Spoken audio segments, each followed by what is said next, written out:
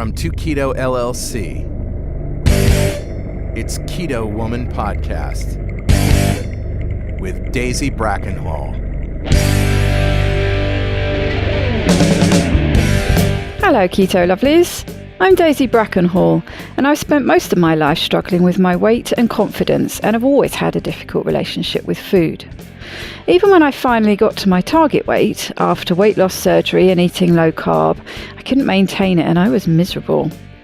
Keto has given me the freedom to fall in love with food again, without the constant gain, loss, guilt, virtue cycle of before.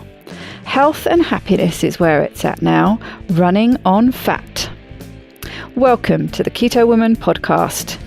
Each week I'll be chatting to inspirational women, maybe even the odd man, to discover the secrets to their success so that I can share them with you. So what is keto? Keto is a way of eating that enables you to switch your body's main fuel source from sugar to fat. Who doesn't want to be a fat burner, right? But how do we achieve this? A great place to start is by keeping carbs to 20 grams or less per day. So things like leafy greens and above ground vegetables, plus some nuts and seeds, and the incidental carbs you find in things like dairy. Moderate protein scaled to your lean body mass, and then fat to satiety. Once you're in the swing of things, you can tweak it to suit you. Make your own personalised keto. I'll be asking my guest each week what their keto looks like to show you just how flexible and fabulous this way of eating can be. I'm not a doctor, and most of my guests won't be either, so we can't give you medical advice. It's always best to work with your own doctor because they know you and your medical history, and so have access to the bigger picture. This week's extraordinary woman is Georgia Ede. Georgia Ede, MD, is a Harvard-trained psychiatrist specializing in nutrition and college mental health, and was the first psychiatrist at Harvard University Health Services to offer nutritional consultation as an alternative to medication management. Dr. Ede speaks internationally on a wide range of nutrition topics, including Alzheimer's prevention, the nutritional differences between plant and animal foods, and dietary strategies to optimize brain health. She writes about food and the brain for psychologytoday.com and about all aspects of food and health on her own website, diagnosisdiet.com. I've been looking forward to recording with Georgia for a while now after watching her presentation at Low Carb Breckenridge. I find the subject of how nutrition impacts mental health fascinating and have seen what a difference eating ketogenically can make firsthand. I have by no means perfected the balance yet, and Georgia gave me plenty to think about and ideas for how to tweak my own diet to get even better results moving forward.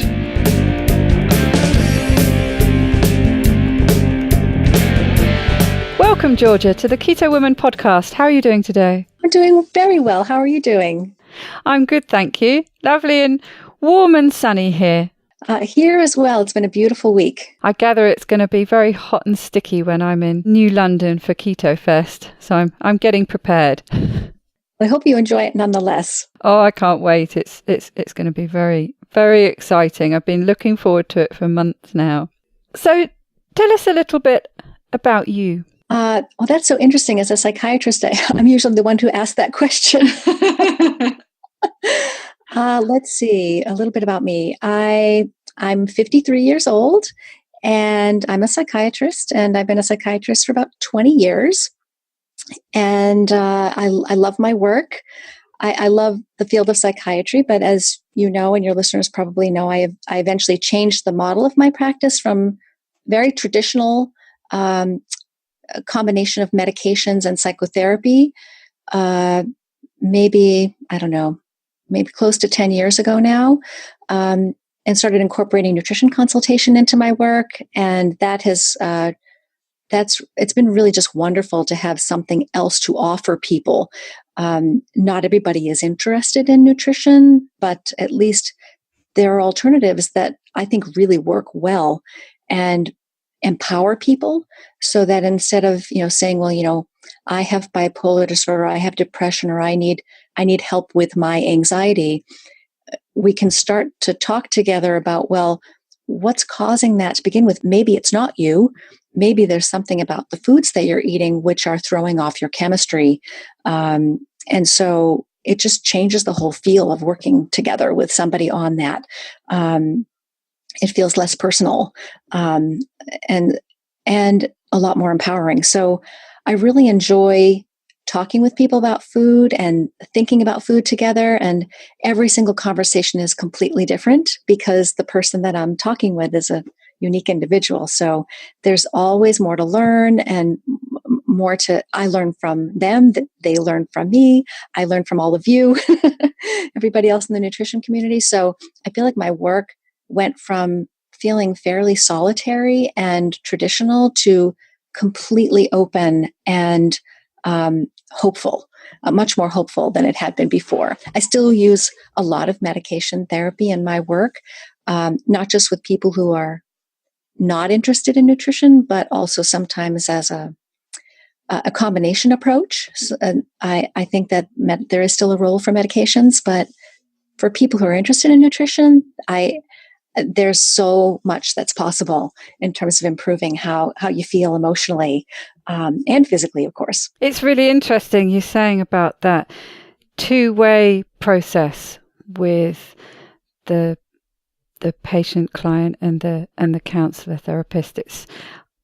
It reminded me when you were talking about the sessions I was having for a fair time last year with my counsellor, and he was fascinated. He didn't know much at all about nutrition, and he was fascinated to see the impact it had on me. And I can remember describing to him once, with how I felt with my depression of being down the bottom of this deep dark well, and he was there to help me. But I said that the thing with diet and nutrition, what I've come to realize is if you can get a handle on that and get it right for you, all of a sudden you start to see these hand and footholds in the well, and it makes your job up there in the light where I can see you trying to haul me up that much easier.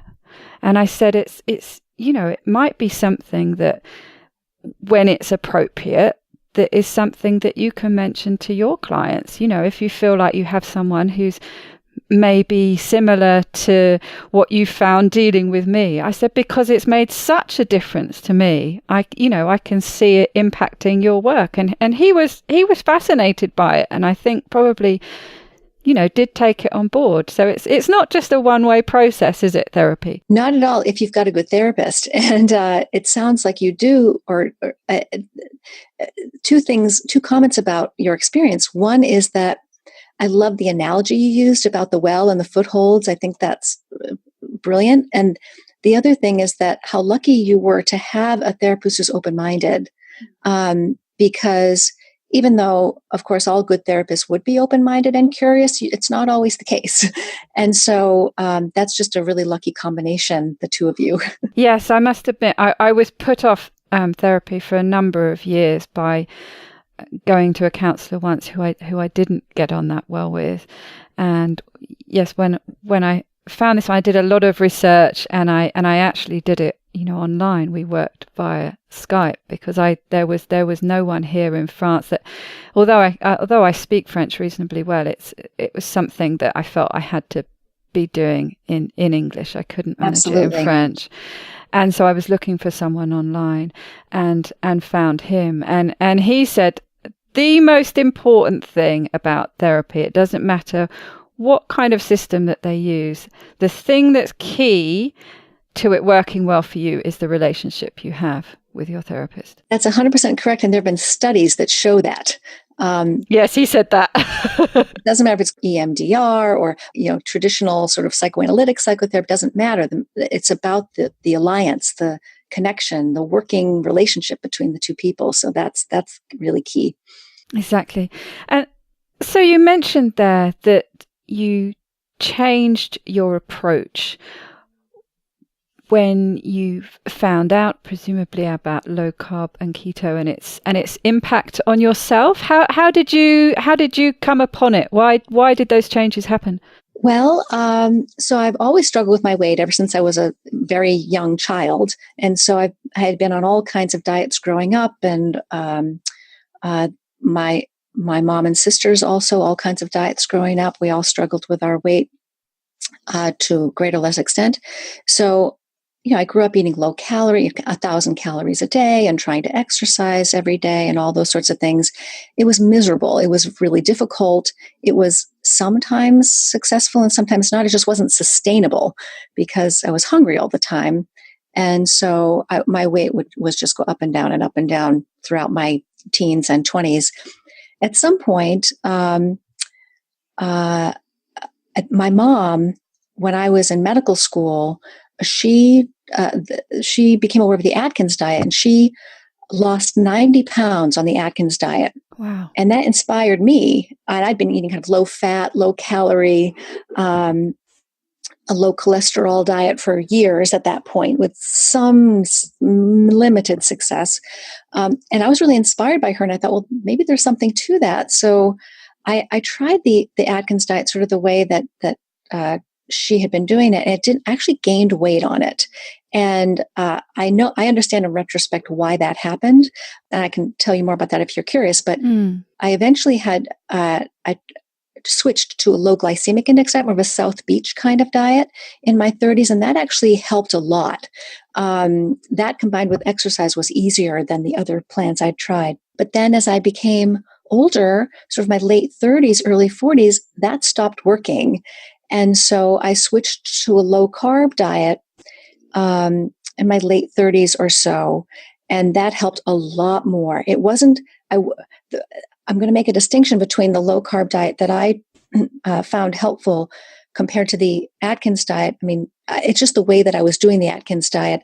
I saw the Atkins diet as a license to eat as much as I wanted in terms of protein and fat and dairy and heavy cream and things like that. And for me personally, that was not a good fit. I was just eating too much and too many calories, too much fat for my metabolism. So the way I did it, I revamped it, and I also changed I discovered along the way I had some dairy sensitivity, so I did a low carb diet without much dairy in it, and that helped me a lot. Again, better than anything else that I had ever tried. It was still a struggle, but it worked fairly well. And then I attended the Ancestral Health Symposium in 2012 at Harvard. I spoke there for the first time. I gave a talk about vegetables, the sort of pros and cons of eating vegetables. At that conference, I heard several speakers talk about various different versions of a ketogenic diet. I'd never heard the word ketogenic before. I heard Ron Rosedale speak in particular. His lecture really stuck with me about the potential value of limiting protein. And I thought, well, that makes perfect sense to me. I'm going to try that. And when I did that, all the pieces seemed to fall into place for me. It was no longer hard work to keep my weight in a normal range.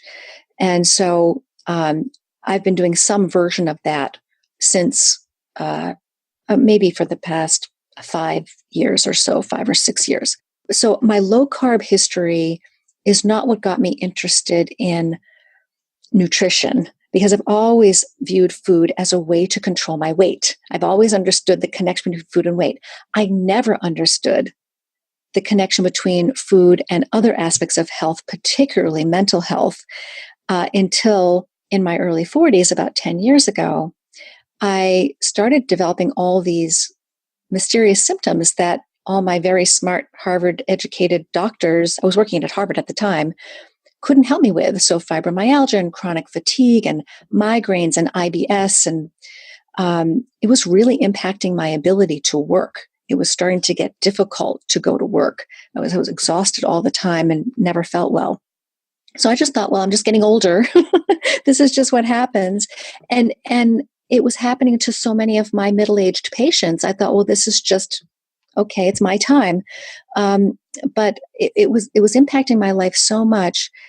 And all of my tests were normal. Every blood test, every imaging test, all kinds of tests I had, everything was completely normal. So because a big issue I was having happened to be digestive, I was having a lot of stomach pain. And of course, it was worse after eating. I thought, well, maybe if I experiment with my diet a little bit, because I was already eating low carb, maybe if I experiment with my diet a little bit, maybe there's something that's bothering me. So over about 6 months, I just kept a food and symptom journal and kept track of the foods I was eating and how I was feeling after I would eat or the next day.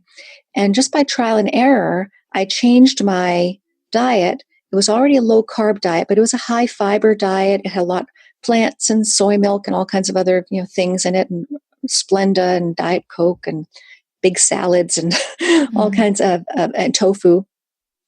I still kind of followed those guidelines around food choices, but kept my macros in the low carb range. So, but that's the diet that made me really quite sick.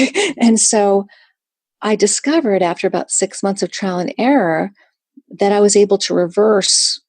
I had zero symptoms of any of these things. After about 6 months, I felt completely well, and not just relieved of the new symptoms I'd had since my early 40s, but also I felt better than I ever had in my entire life, emotionally, physically, in every way. That must have been a shock when you decided, well, this is just something I've got to put up with from now on in. And suddenly I was completely, nobody was more surprised than I was to feel better. I thought, well, okay, maybe I'll get rid of the stomach pain. Maybe I'll make some progress there. But I had never thought the fatigue or the concentration problems or the migraines, I never thought any of that I never expected any of that to go away.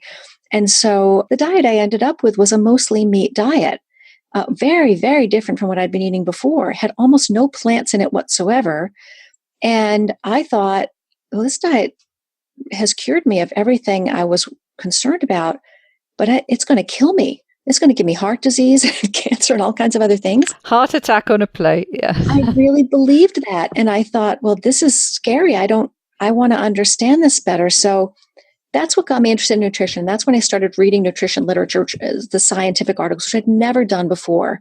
The vast majority of doctors of all stripes, including psychiatrists, we don't read that literature. And so it was fascinating. And as you know, you just scratch the surface of any one of these articles that's recommending whole grains or 10 cups of fruit and vegetables a day or what have you, or low fat. There is absolutely nothing there to support. There's no science to support any of those recommendations. And there's no science whatsoever. And I look for it. I go hunting for it.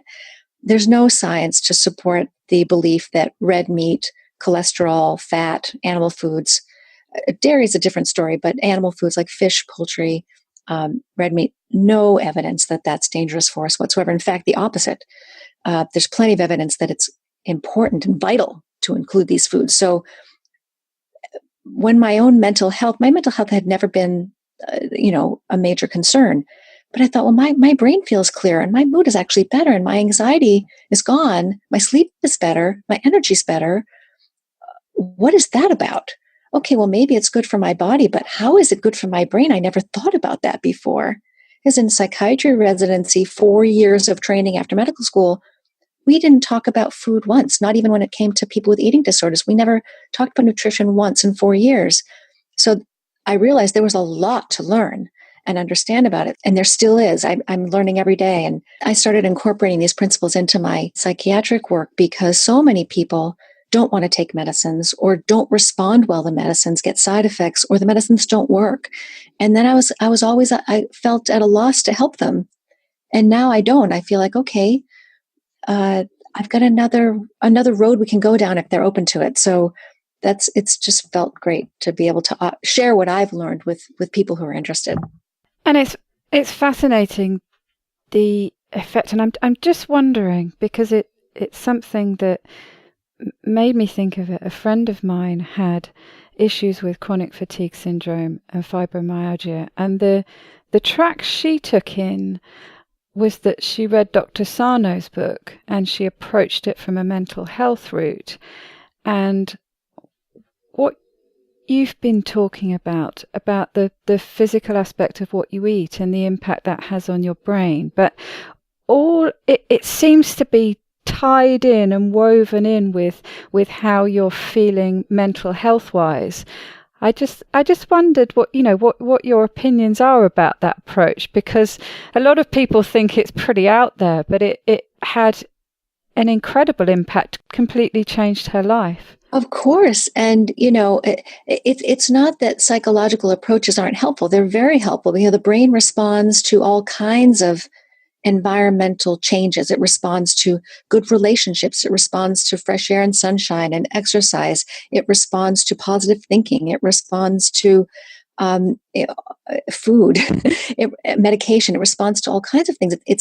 It's very responsive, and any change can be helpful. But I really believe, that the most powerful way to change your brain chemistry is through food, because that's where the chemicals in the brain come from in the first place. And so that's where I think you can have a fundamental, root cause impact on your mental health, is if you literally change what your brain is made of. And you can actually do that. You have complete control over what your brain is made of. And I think that's really empowering. Can you make those changes quite quickly? So, if you've had issues for a long time, that with hindsight, you can put a lot of that down to your diet and you change your diet.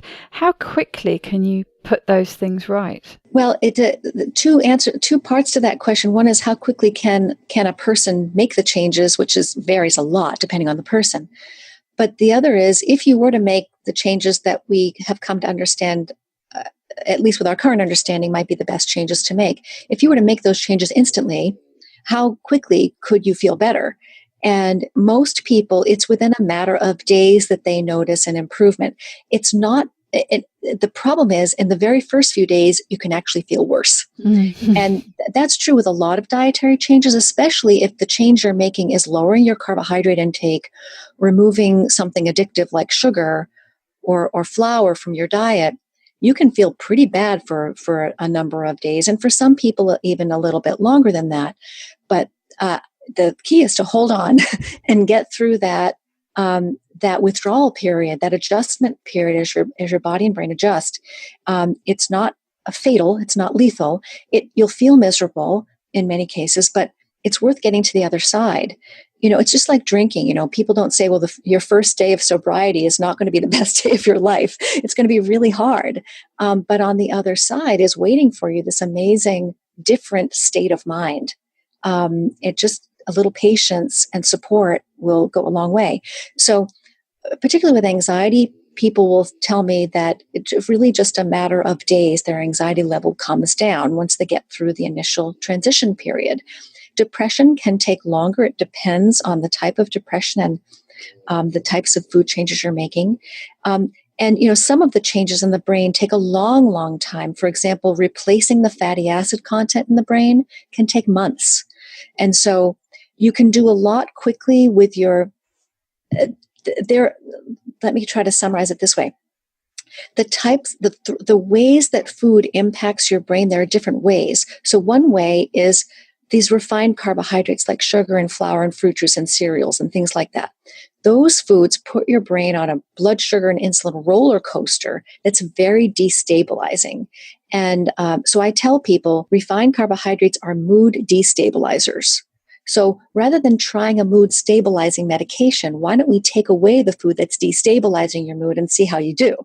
So that stability comes within a matter of days. You can lower your blood sugar and insulin and smooth them out rather quickly if you know what you're doing. But there are other changes that take a lot more time. For example, if you've got an omega-3 fatty acid deficiency in the brain, like not enough DHA for your synapses to work properly, and for your neurotransmitter signaling system to work properly, that may take much longer. So there can be some immediate improvements, and there can be some longer-term benefits. A lot of people will say if they stick with these changes that they feel better and better and better and better over time, sometimes months and even a year or two, continuing to see more improvements. So there's a fast response and a slower response, I guess I would say. And being prepared to potentially, need to tweak it to suit you. You mentioned about how you followed the Atkins approach and you felt that you were eating too much. You felt it was a license to overeat protein and fat, and you found when you limited protein. But presumably that had an impact on your appetite, because I know it's one of the big things that was a problem for me, and one of the big things that bariatric surgery did really help for me. I used to eat a lot, whether it was healthy or whether it wasn't. I was a quantity girl. I just would go back for second helpings, for third helpings, and they were big platefuls, and I just seemed to have this bottomless pit. And it could have been a plate of, what I would consider healthy now, so fatty proteins and vegetables, not even many carbs on there, and I still would just want to eat a lot. And that is something that, although I can eat a lot more now than I could immediately post-op and the first year or so afterwards, what I find that is a really helpful, lasting influence from the bariatric surgery, and I had a sleeve, so just a restrictive type surgery, is that when I eat ketogenically, that restriction dials back in again. And I do feel that helps me. And I'm not saying that I eat like a mouse, because I don't. I do eat what I would consider about an average size portion that most women would eat, but it is nothing compared to the amount I used to eat. So I'm just wondering, because you mentioned that you like to eat a lot of food, how you found that playing around with those macro levels helped, because a lot of people who advocate high protein say that upping the protein is the way to satiate your appetite, and some people say it's with fat. And what kind of balance have you found that works well for you in that respect? Well, thanks for that question, because I'm still learning about this for myself. I ate a ketogenic diet, meaning that I was checking my ketones and I was limiting my protein to, say, between 70 and 85 grams a day, something like that. And that was incredibly useful in getting my weight into maybe I should be more specific. So I actually did this experiment publicly and posted about it on my website when I was trying it, for better or for worse. And so I went from, I would usually, my weight would get stuck around the sort of the mid 150s or low 150s. If I was physically fit, it would just be stuck there. And I was actually pretty happy with that. I just had to really fight to keep it there. If I didn't work really, really hard, it would tend to drift up into the 160s rather easily. So when and that's what's so frustrating, isn't it? It's one thing getting to your goal, but you've got to maintain that. So you have to find a way that's possible. That's exactly right. And so until I started limiting protein, it still felt like a battle, a really conscious effort had to be made. So when I limited my protein, my appetite, as you're saying, my appetite just went away. I mean, hunger felt like a completely different experience. It wasn't this, I need to eat something now, or my brain I would start imagining different types of foods that I wanted. It was a completely different experience on a truly ketogenic diet with lower protein and presence of ketones. There was no sudden anything. There was no psychological discomfort. It was just, I think it's time to eat. Or I'd get very, very, very slight headache, or I would just start to think, well, I must need food. But there was no psychological distress. There was no urgency. There was no discomfort. It was just my body was saying, okay, might want to start thinking about finding some food. And the other fascinating thing is if I couldn't access food right away, it was not a problem.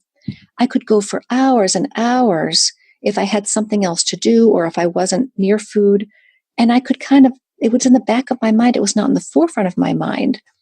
There was no ravenousness. There was it's just a completely different experience. So that was magical for me in terms of understanding what true hunger actually is versus cravings. And so I did that, and my weight for the first time in my entire life, since I was maybe 12, was in the 130s. And I didn't understand how that was even possible. But I wasn't able to maintain that weight. I have gradually slipped back up into the 150s and so forth. I kind of stopped checking the ketones, and I kind of let the protein creep up again. And And so I started having to be strict again. So last year I started to be strict again, checking my ketones and limiting my protein, and it didn't work. I was still gaining weight. And this was last year. My understanding, the way that I have come to interpret this is I was also starting to have some perimenopausal symptoms, an occasional hot flash, or, all kinds of other little occasional migraines, which run in my family around that time of life. And so I thought, okay, there's a hormonal shift going on here. I'm 53. Unbelievably, I think I actually have to find yet another diet to try to address this, because my weight was back up in the 160s again. Even as recently as low carb Breckenridge in February. And I was really struggling with this. So I was I had ketones. I was extremely low carb, 0 to 20 grams a day. I did not cheat for months in ketosis, gaining weight. So what I did was I changed about, maybe 6 or 7 weeks ago to a carnivore diet. And I've experimented with this a few times before, really briefly.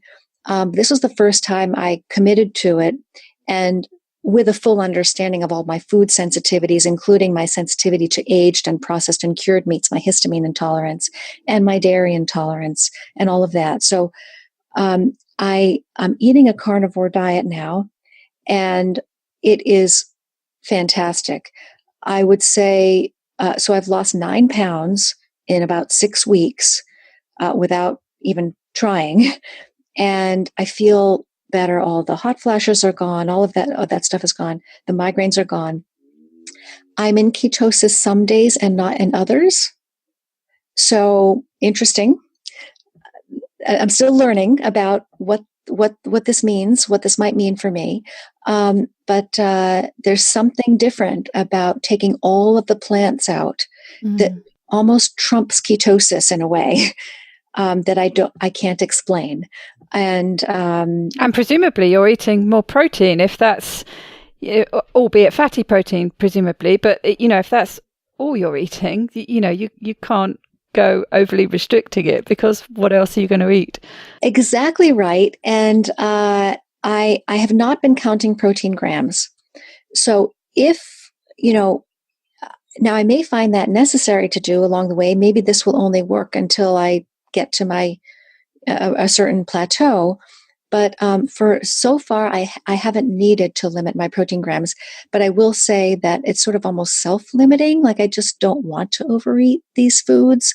But it is interesting that I'm not in ketosis every day. Sometimes days my ketones are 2.0, and some days they're 0.1, and I still seem to be doing fine. So. But I don't have enough information yet. This is a very new experiment that I'm doing. So to be continued, I guess. Isn't it fascinating, though, how you had one formula that worked very well for a time, and, it involved with ketones being in a certain range and certain kind of macro setup. Then you go back to that a while later, and the same thing doesn't work again, and you have to adapt it to something else. It just goes to show that there's not only one right approach for the individual, but that individual's approach changes over time, and at different, especially I think when we're going through those hormonal shifts. Particularly for women, I really want to study and write about this, because I don't think I haven't found much in the way of science addressing this topic, at least not for the general public. I'm fascinated by the connection between hormones and nutrition and metabolism. And there is absolutely no question about it. Every woman knows this. It's different. It's different if you're a woman. It's just different. We are designed to make fat. We're designed to turn food into fat so that we can support a new life. And the other thing I think is really key difference between women and men. The main difference is estrogen, of course. Not that men don't have any estrogen. We have a lot more estrogen than men do. During the reproductive years, women are designed to pay attention to their environment hormonally. We're constantly sampling the environment the food environment, the stress environment, even weather, I believe, to see if the conditions are right to become pregnant. And so if you don't have enough calories coming in, or the right types of calories or vitamins or nutrients, if you're under too much stress, pregnancy is not going to happen. Your body changes your hormonal balance so that you can't get pregnant under those circumstances. So we are tuned in, exquisitely tuned in to our internal and external environment in a way that men are not and do not need to be. So we're much more sensitive. We're much more sensitive to shifts in insulin, to changes in growth hormone levels, to stress, to food, dairy. I think women can be, in some cases, listening more closely to the hormonal signals that are naturally present in dairy products. And I do think it's unfortunate, but true, and I think really helpful to understand that. That's interesting you say that. And you did mention earlier about a little caveat with dairy. And I know a lot of people do find, women in particular, different sensitivities with dairy. Perhaps you could just expand on that a bit, because it sounds like it is a bit of a special subject within, because it's such a perfect keto food, really, isn't it? It has the protein, it has the fat, it's very delicious. Often people find they have to restrict it because they can't stop eating it, but on the surface it seems to be a perfect food. So why is it causing problems for so many women? Yeah, I think, some people do fine with dairy, and I really wish I were one of those people, because it's so delicious. Yes, exactly. So helpful. It just makes everything taste wonderful.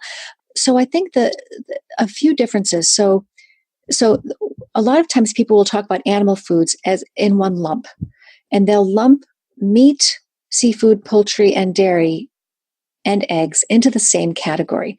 But there are huge differences between meat, seafood, poultry, and dairy, and perhaps even eggs. I need to be looking into eggs more closely in the near future. But dairy in particular, dairy is not meat. The types of fat that are in dairy are different. The types of proteins are different. The hormones are different. And the whole purpose of dairy. Dairy is a growth formula. It's a species-specific growth formula for a very young animal. So the dairy that we are raised on is a growth formula for baby cows.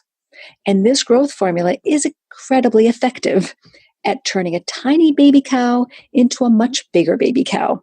That takes a lot of protein, it takes a lot of fat, and it also takes hormones and hormone signals. So that growth formula isn't just a source of calories, it's a source of signaling molecules that turns the growth system on in the baby cow. And it turns on the insulin and the growth factors in the baby cow. And of course, it can do the same thing for us. So for many of us, the last thing we might want is to be in growth mode every single day when we don't need to be growing. And there are some scientists who have hypothesized that dairy products may be partly responsible for some of the diseases of civilization that have to do with overgrowth, like cancer, or early onset of puberty in young people, or overweight in babies. So it may not be true for everyone, but there's solid science. We know that whey protein, for example, if you isolate whey protein from dairy, that raises not blood sugar levels. It doesn't touch your blood sugar. Whey protein raises your insulin levels just as much as refined carbohydrates do. So that is, not something that the average person with insulin resistance wants or needs. So some people need to be incredibly careful with dairy. Have you seen, Richard Morris actually did an experiment with that. I don't know if you've seen the post on the forum. He compared eating actual egg whites with eating whey protein, and he measured what happened afterwards, because he was saying the same thing. This is what happens in theory, but I'm going to actually do the experiment and see what the differences are between the two. And yes, he not only had a larger response, but it lasted much, much, much longer with the whey protein than with the egg whites. Kudos to Richard. I'm going to look that up. I'm writing it down. That is fascinating. I can't wait to see what he did. I'll find you the link, but it was it was very interesting and very illuminating. Absolutely. And I would be interested too to see a comparison. I bet I would wonder if it might be even more pronounced if comparing whey protein to meat, because egg is also, it's like a growth formula for a baby chicken. So it may not have quite as profound effects as dairy. And I actually suspect it's a lot less problematic than dairy, but I wonder if it would be even more pronounced with an animal food that's not designed as a growth formula, like a piece of meat. So it's a fascinating way to look at it. And when, as soon as you were saying that, I mean, the logic of it is so obvious. These substances are designed to literally fatten the calf. Yes. And so why are we going to behave differently? And, and the same for baby humans, that's how we grow them too, isn't it? So it makes sense that, like you say, that's not necessarily going to be the impact it has on everybody, but it could be the reason why some people really struggle to lose weight, and when they get rid of dairy, it really helps. It really can. I know for me personally, I cannot eat dairy without becoming ravenously hungry the next day and obsessed with dairy products, and gaining weight. I cannot. If I eat dairy, even if I'm limiting my calories and in ketosis and all of that and not eating any carbs, I gain weight if I eat dairy, and there's just no way around it.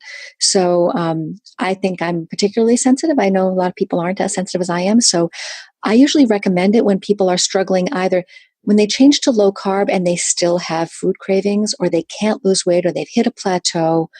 I usually recommend that they at least experiment with that for a couple of weeks, a dairy-free couple of weeks, just to see if it makes a difference for them. And presumably that's going to be the same regardless of the dairy, unless you're talking about something completely different where you react to cow's milk and you're okay with goat's milk. But anything that is given to a baby animal to grow is going to be the same problem. Yes. And even with, looking at lactose intolerance, I mean, I found I get very mucousy if I have too much lactose.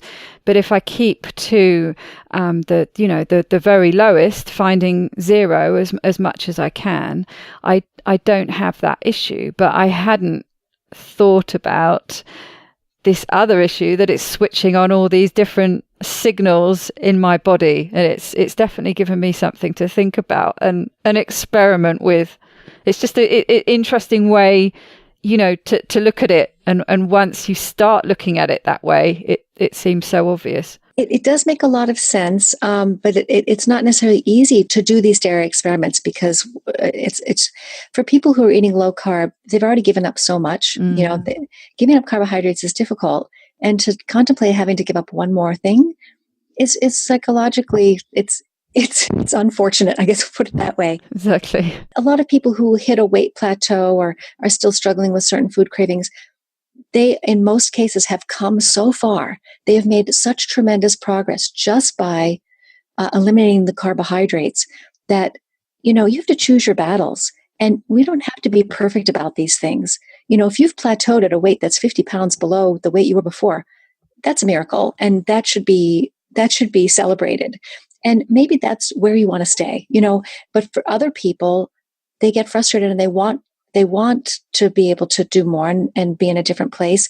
And it just gives them another tool in the toolbox to see if they can achieve their goals. Exactly. And to be honest, if that's all it came down to with me, if you said, you could be 10 pounds lighter if you never ate cheese again, or you can keep cheese in your life, I'd probably keep cheese in my life. And no judgment. We all make our own choices, and we all get to eat what we want, and we all get to be how we want to be. I'm a huge believer in everybody. It's sort of eat and let eat, you know? Food is personal. Nobody else should be telling anybody else what to eat. Unless someone's come and asked me for advice, I don't tell people what to eat. I just give information and they can do whatever they want with it. That's what's key, isn't it, though, is having the information at your fingertips so that you can make educated decisions about what you want to eat and what you don't want to eat. You know, nobody likes to have to do something just because somebody told them to do it. But if you explain all the consequences or potential consequences of eating this way, the potential benefits of stopping eating that, and then the decision is theirs. That's right. And when I'm working with patients, clients, people, when I'm working with people, I really adopt a stance of curiosity, you know, say, let's get curious about this together and see what we might discover, because everyone's so different. And when they make these different changes, I don't know what's going to happen. It's a brand new experiment every time. And I'm just as interested and curious as they are to see what happens. So rather than saying, here's what you should be doing. In fact, I don't even ask people what they eat, believe it or not. I used to. Early on, when I used to do nutrition consults, I made a lot of rookie mistakes. And one rookie mistake I made was assuming everybody wanted to know about nutrition. That's a rookie mistake. Another rookie mistake is asking people what they eat, because it actually doesn't matter. You're going to give the same information regardless. And if you ask people what they eat, they're put on the spot. They may not feel comfortable telling you, and they're going to instantly feel judged. And I don't actually need to know what they eat. I just need to give them the information about how food operates in the body, and then they can decide what to do. So I don't do that anymore. Yes, no, fascinating. It's yes, I could just feel myself in that position of being questioned, and you do automatically go on the defensive, and automatically, probably because you've been piling on the guilt on yourself for so long, so you instantly get into that mode, don't you, when you're asked about what you eat, because that little voice in your head is already, so I told you you shouldn't be eating that. now you've got to own up and confess to all the rubbish you've been eating and be judged for it. That's right. We just take that right off the table, so to speak. Yes, that sounds like a great approach. And like you say, approach with curiosity, and then it's open for them to be curious, so they could then go on to ask you presumably more about it, and then potentially offer themselves what they ate, and see, when they feel in a safer space, well, this is what I've been eating, how do you then recommend how I change it? But it's coming from them rather than forced by you. That's exactly right. And when we start this way with just non-judgmental, curious, explorers, more often than not, people will come back and want to tell me what they eat. What do you think this might be doing? Or how does this affect the body? And then we have a really fun conversation. I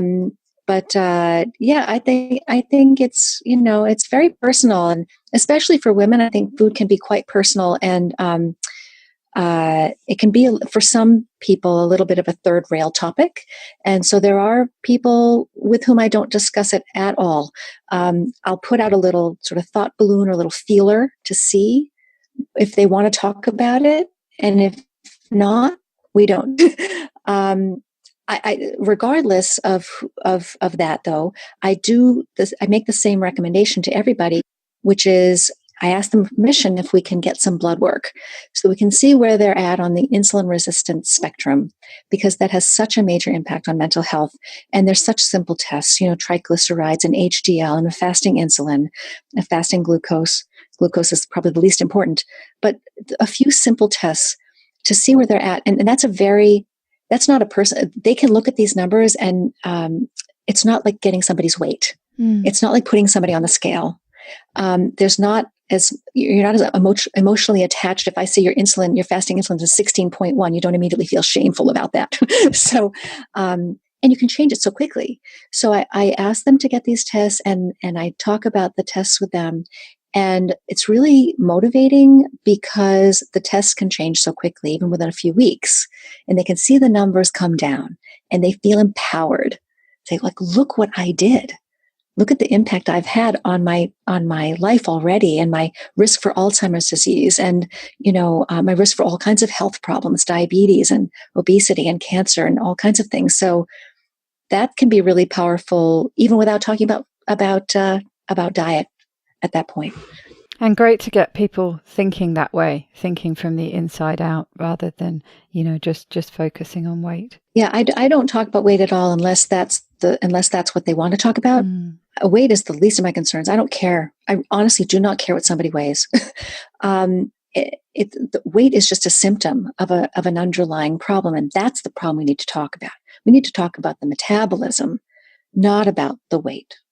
And I feel that talking about weight is it's the wrong thing to do, unless that's what the person wants to talk to you about. Exactly, because like you say, all that's showing, if someone is showing on the surface that there's an issue with their weight because they're obese, so literally it's on the surface so you can see it, but all that's informing you of is that there's something going on. Like you say, there's an underlying problem somewhere that needs sorting out. But it's not indicative of all the things it becomes associated with those people who are carrying that around, visible for everybody to see, and get accused of being, lazy or greedy or all those other things. And that's what they're so used to having it associated with, aren't they? Rather than actually all that is associated with is the fact that it's an indication that something's going a bit wonky somewhere. Exactly. It's just a clue. It's just a clue to a metabolic disorder. That's it.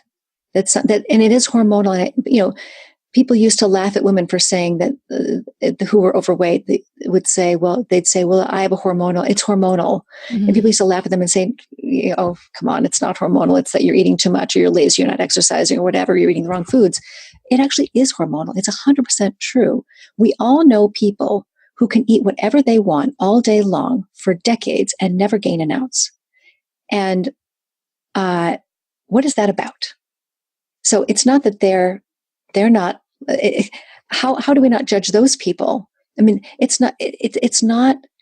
I like to say, I use a similar model to a similar sentence that I use in my work around food that I also use with addiction, is that it's not your fault. You can do something about it if you want to. If you want to, there are things you can do about it. If you're trying to lose weight, if that's why you're coming in, if you're trying to lose weight, you can, if you have the right information, you can lose weight. But it's not your fault that you are overweight. It's just that you don't have the right information about how to change your internal chemistry. And the other thing is, and I think this is really sad but true, and I know it's true for myself, I think it's really helpful for people to understand that once you have been significantly overweight, you are forever different than everybody else. You will always have to work at it. That's just the sad truth, that your metabolism is broken in a certain way, will never go back to being normal. So you now have a lifelong condition. Even if your weight, you've managed to get it back into the normal range, that does not mean that you're hormonally normal. You will still always be having to, if you choose to, take responsibility and manage this condition. And it's just not fair. And I tell people, it is not fair. It's not your fault. It's not fair, but there's something you can do about it if you want to. You can make progress. And it's also terrifying to, I always feel that if ever, because I lost the weight and I had some regain, lost it again, and I do fluctuate a bit. And every time I go off the rails a bit and gain weight, the big thing that's pressing down is that I'm terrified of becoming twice my size again. I'm literally half the size I was. And I remember very vividly. Congratulations, by the way. Thank you. But, I remember what it was like to be that size, and I didn't get to where I am now, but after the first surgery I had, I lost a considerable amount of weight. And then when that all went wrong, I put it all back on in an incredibly short period of time. In months, I literally ballooned.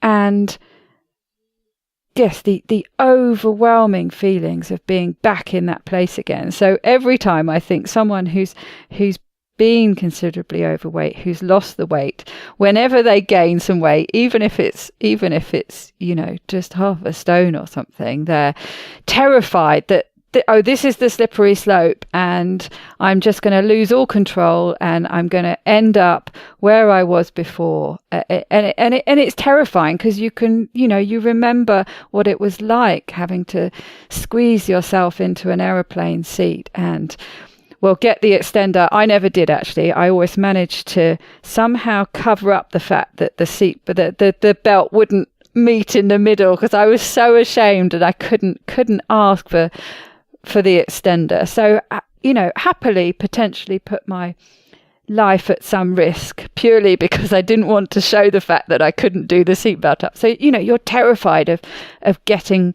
of ending up back in that place. No, it's awful. And there's so much shame associated with it. People who don't have the right information feel really powerless, but even people, and hopeless often, but people, even those of us who have really good information, and there's still more to learn, I'm sure. Those of us who have access to really good information, that doesn't mean that we're perfect about it either, or even that following the best information we have is going to bring us to that ideal spot that we've, been told we should be aiming for.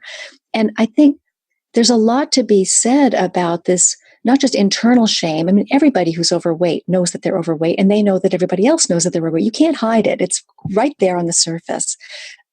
Very different than so many other types of problems that are invisible. It's quite a visible thing. So there's the internal shame that you carry around, and then there's the judgment that comes primarily from people who have never had to deal with a weight problem in their entire lives. They have absolutely no idea how hard it is. They can't relate, and they're very quick to judge. I have so many people in my life, both professionally and personally, who have just been metabolically lucky, and they've never had to deal with these issues. And they have absolutely no concept of how hard it is. It's much, much easier with low carb, and it's even easier with ketogenic. And for me, it's even easier with carnivore ketogenic or intermittently ketogenic or whatever I am right now. But think of all of the sacrifices and all of the work I've had to do.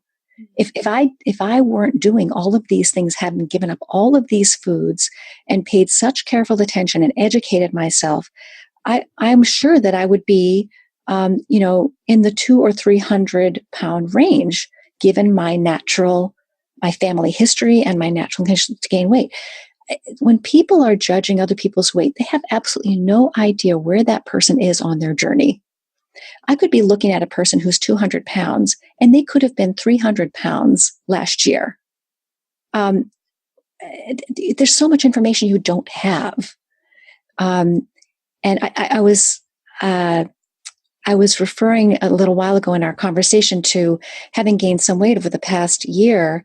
And this was really difficult for me as somebody who specializes in nutrition to be gaining weight, because I know that affects my credibility. Mm-hmm. And it's not just a person. I mean, I personally I have worked very hard, and I no longer attach my self-worth to my weight. But other people who watch my videos or listen to me talk or read my work, I know that I'll lose a significant portion of my audience who I think could benefit from this information if I'm overweight. And because that sends a signal that I don't know what I'm talking about.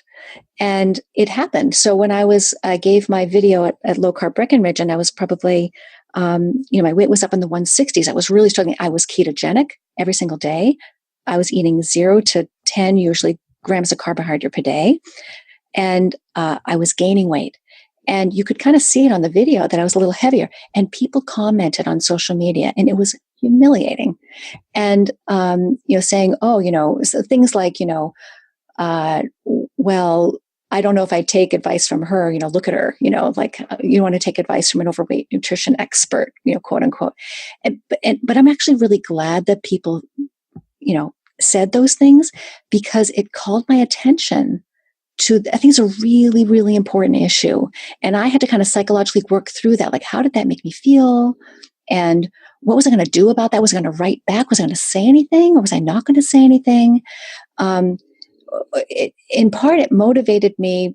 I've always been motivated to keep my weight in a normal range, but it motivated me to try to troubleshoot. Well, what am I doing wrong? Why am I still struggling? I knew it was hormonal, but I wasn't going to get online and talk about that. Or I wasn't ready to anyway. So I think, if that's me, just being, having gained, what was it? I think 13 or 14 pounds in a year and being a little bit overweight. What is it like for all of the women walking around who, have many tens of pounds or even 100 or 200 pounds to lose? What are they facing every single day in terms of the assumptions people make about where they're at and why they're there? I think it's hugely, hugely unfair. Exactly. And why is that assumption that we only have credibility if we're somebody else's idea of perfect weight and size?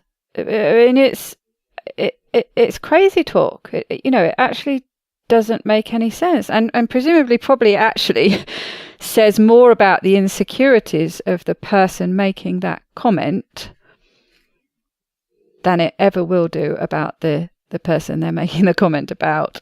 There are so many people in the nutrition science world and nutrition advocacy world and low carb world who are overweight. They're overweight. They've struggled. They've made tremendous progress. And sometimes they've relapsed, and they've taken huge heat for it. I feel like there is a tremendous amount of wisdom, experience, knowledge to be gained from people who are fighting that fight. You don't know where they are at in their fight or what's going on for them. You have no idea. And I learn from those people. I learn from recovered addicts more than I learn from people who can take one drink and walk away. People who have recovered from addiction and occasionally relapse, I learn from those people. They have a lot to teach us. So I don't discredit those people. In fact, I give them a ton of credit for being public about their struggles. So I think it's a huge waste of knowledge to discredit people for being overweight. Yes, one thing, that snapshot of somebody tells you nothing about where they are in their journey anyway. You don't know you don't know how far along they are, whether they, and that's the only problem with being so visible. If you have got closer to your end goal and then had some kind of relapse, obviously people are just going to jump straight on that and love to judge, it seems. But I'd like to know, what is the perfect weight and size that equals credibility? Because I've seen the obvious cases where people are either just simply described as overweight and you don't know where they are on their journey, or you've seen them lose the weight and regain some. But then I've also seen criticism of people who are allegedly too thin. So how does that work then? So there's this magic number somewhere in the middle that what exactly is it?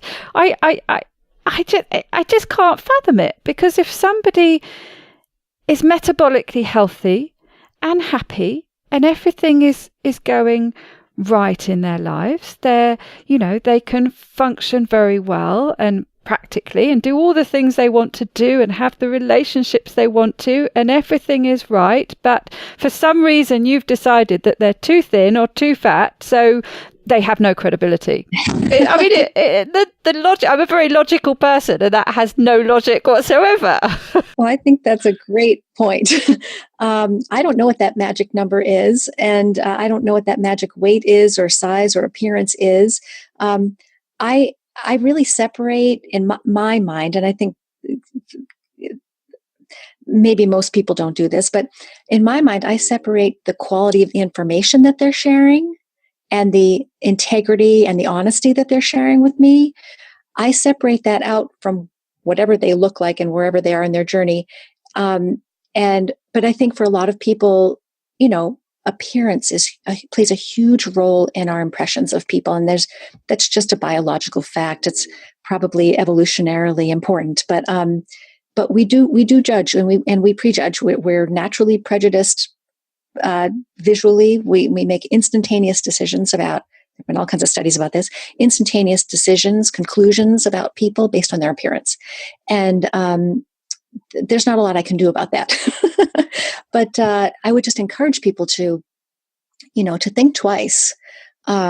If someone is being honest and credible and open, and they're a person of integrity, and they're sharing with you their story, try to hear that story regardless of what they look like. And the other thing, and I guess this is something else that I think is important to say, I think it's perfectly fine if somebody has all this great information and chooses not to apply it. I think it's perfectly yes. fine. The person decides, you know what, I want to eat whatever I want to eat, and I want to be overweight, and that's okay. I've made that choice. I mean, that's fine. Food and weight, I don't think is a moral or ethical issue. It's very personal. And, if I don't consider myself a weight loss expert, and I don't, promote myself as a weight loss expert. I'm a psychiatrist, and I study nutrition, and that's that. I have my own experiences about weight loss to share.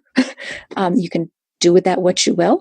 But I think for people who promote themselves as weight loss experts, those people have a much tougher road if they're struggling themselves, because, it's basically like I'm sure in a lot of people's minds equating, getting sobriety information from someone who's actively drinking, which is different than someone who's struggling and being intermittently, relapsing.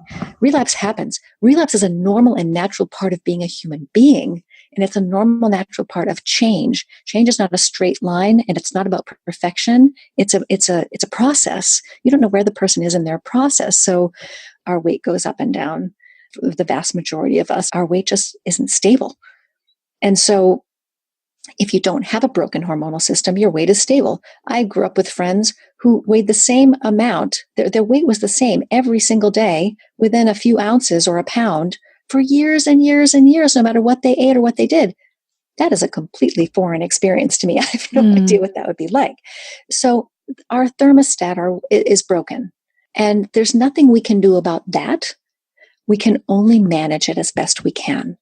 And it's hard. It does seem to be something that's very specific to nutrition, doesn't it? That you have to, there's some kind of obligation to completely practice what you preach. I mean, there are people who study all sorts of different subjects and are experts in all sorts of different subjects, but they're not necessarily expected to live them at the same time. But it just seems we have this inextricable link when it comes to food. Yeah, I would in a perfect world, I'd love to be the perfect role model for perimenopausal women struggling with weight gain, and but I don't think that that's something that I can achieve, and I'm just doing the best I can with what I've got, and that's it. I would like to understand better for myself and for everybody else what those specific hormonal changes are in early 50s, and how we can fight them. And I've learned something about those from other people. Some experts have written a little bit about this before, but I'd really like to take a deep dive. And I think a lot of it has to do with the drop-off in growth hormone in perimenopausal years. So it's not all about insulin. It's not all about carbs. It's also about other hormones, and growth hormone does drop off. And that's a hormone that helps maintain your muscle mass, for example. Mm-hmm. So strength training can improve growth hormone levels, for example. So it's not just all about low carb, because I was as low carb as it gets, practically, and in ketosis and still gaining weight. So what is that about?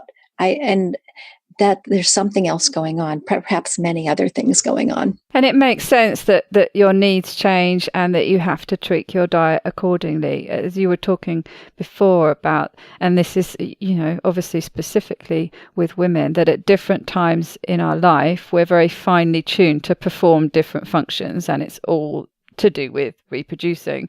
So once that reproductive phase comes to an end, it's obvious really that our bodies are going to have different needs. So the output capacity changes. So it makes sense that the input changes, and hence why so many people have to make changes to things that have worked really well for them before. Suddenly, when they approach menopause, everything changes. That's right. And they just think it's them who's done something wrong.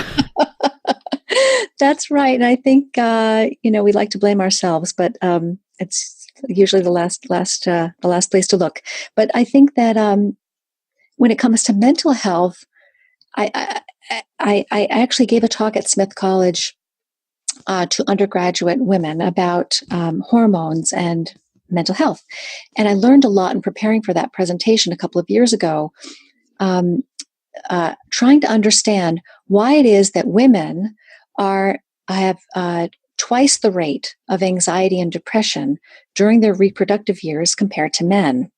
And I looked in the literature to try to find the answer. And do you know that people don't actually know why it is that suddenly when you go through puberty and during all those years until menopause, that you have twice the likelihood of being depressed or anxious than men do?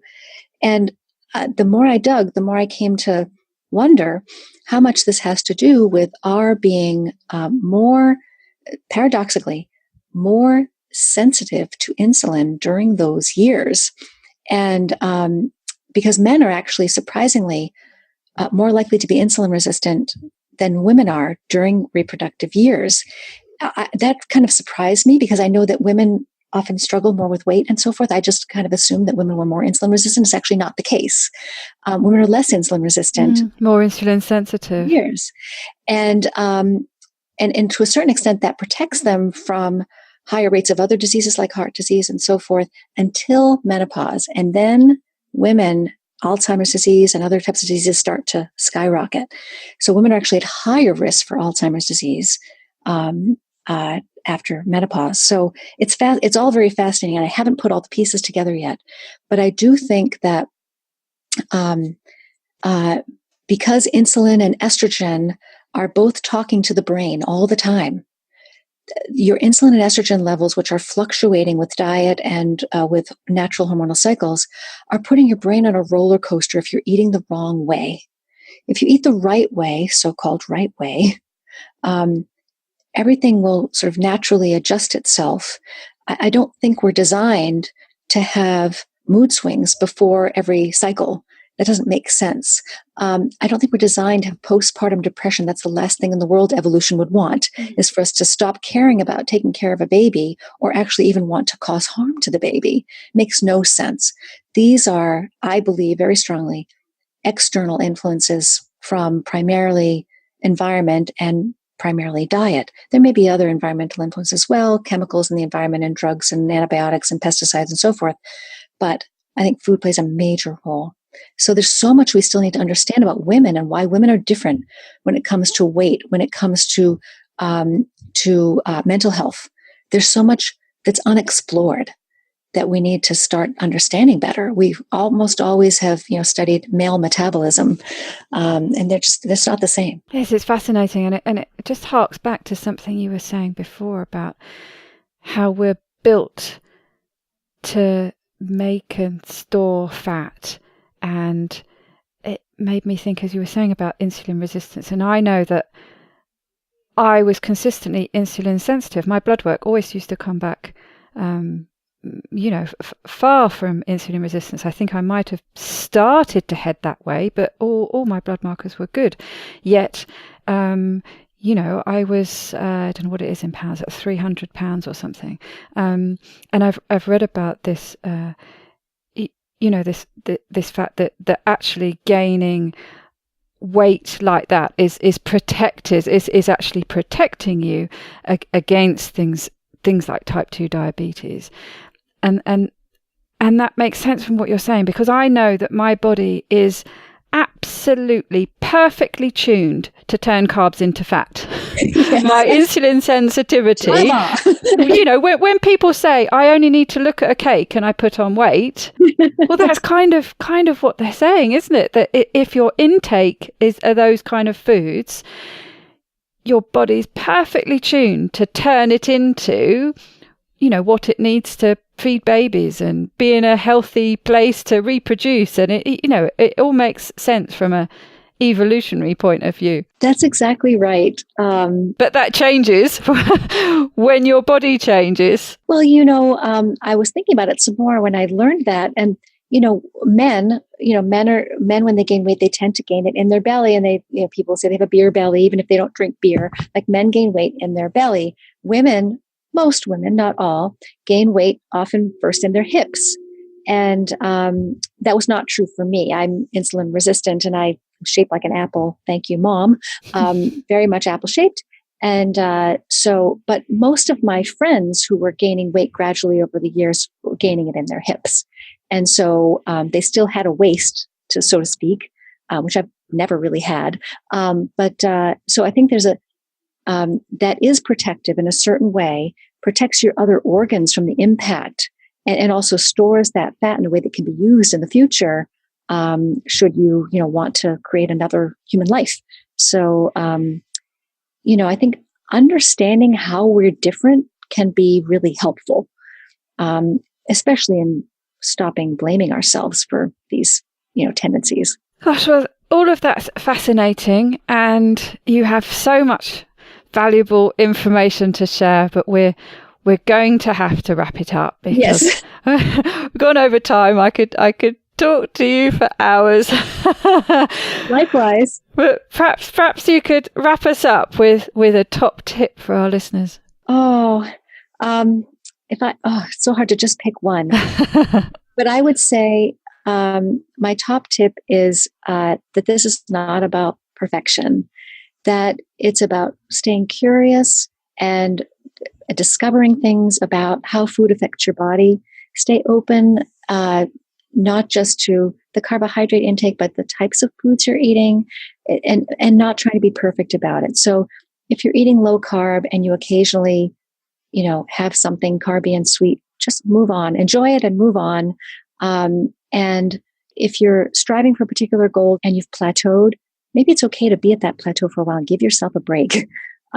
Just don't beat yourself up about it. Just know that whatever progress you're making, even if the scale isn't changing or your mental health isn't improving or your physical symptoms aren't improving, that you're still learning, and that you give yourself time to do that. It takes time to let the lessons sink in, and just, try not to be too hard on yourselves, and just do the best you can and choose your battles, and don't let other people decide for you what you're worth based on, your appearance or where you're at in your process. Fabulous. And yes, I do think staying curious is key, because I think if you maintain that perspective, anything that happens that you think is you doing something wrong, in saying that in speech marks, if you're curious about it and actually unpack it a bit and work out what led to that, why you think it happened, you then can learn something from it moving forward, can't you? So actually,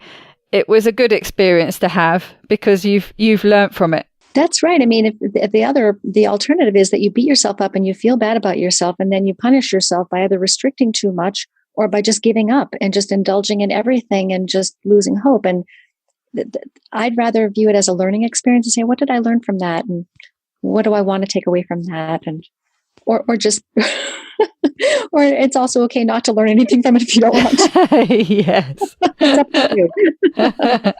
Well, I've certainly learnt a lot today.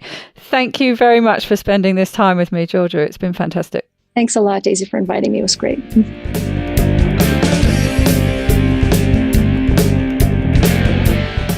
To get the resources and links from the show, please go to ketowomanpodcast.com. Are you my next extraordinary woman? Maybe you've got an idea for a show, a topic you want to hear about. Let me know how I can tickle your earbuds by dropping me a line at daisy@ketowomanpodcast.com. If you fancy joining me on this exciting adventure and want to help me create new episodes, please go to my Patreon page at patreon.com/KetoWoman, or simply hit the support button on the Keto Woman podcast website. It's thanks to the two keto dudes that I'm hosting this podcast, so please consider heading to their Patreon page at patreon.2keto.com and help them bring you more podcasts like this one. Please help other people hear about and find this podcast by reviewing the show on iTunes and Facebook. Every star and review really does help. It doesn't go unnoticed by me, the people who regularly like, share and comment on my posts. Your support means the world to me. Thank you. This week's quote is from Trudy Canavan. If your appearance is all people see, they have no respect for your mind. Bye-bye, Keto Lovelies.